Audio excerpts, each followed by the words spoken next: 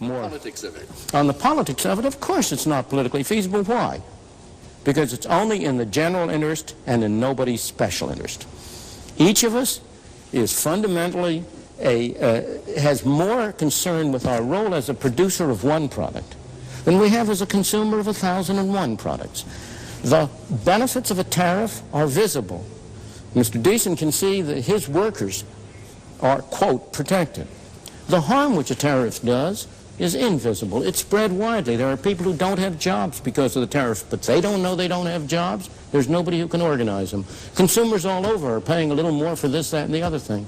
They don't recognize that the reason they're paying for it is because of the tariff. Helen's comment, the short-term displacement. I have a question for Milton at this point.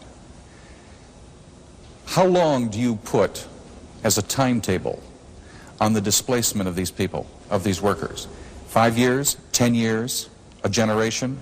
How long will it be before overall society, balances itself out and the individual is no longer hurt? Let me take your last question first and then go to your basic question.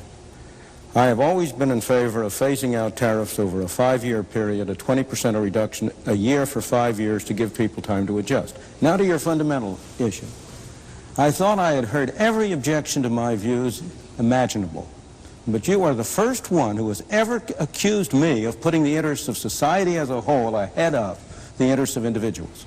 If there is one element in my social philosophy, in my ethical philosophy that's predominant, it is that the ultimate unit is the human being, the individual, and that society is a means whereby we jointly achieve our objectives. I would argue that the social and moral issues are all on the side of free trade, that it is you and people like you who introduce protection, who are the ones who are violating fundamental social and moral issues. Tell me, what trade union represents the workers who are displaced because high tariffs reduce exports from this country?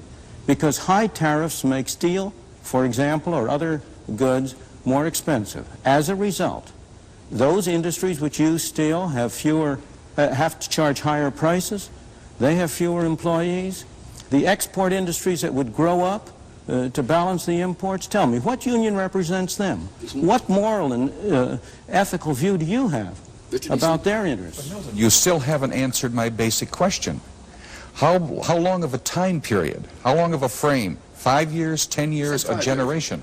I said 5 years. And could we be clear, Milton, on this point? You're saying, though, that tariffs should be phased out over 5 years, regardless of the action of other countries. It's not a sort of negotiation. Regardless of the actions of other countries. So far, obviously, I would prefer to have other countries reduce their tariffs. But if they don't move, America should move. Absolutely. In my opinion, the strongest argument for free enterprise is that it prevents anybody from having too much power, whether that person is a government official, a trade union official, or a business executive. It forces them to put up or shut up. They either have to deliver the goods, produce something that people are willing to pay for or willing to buy, or else they have to go into a different business.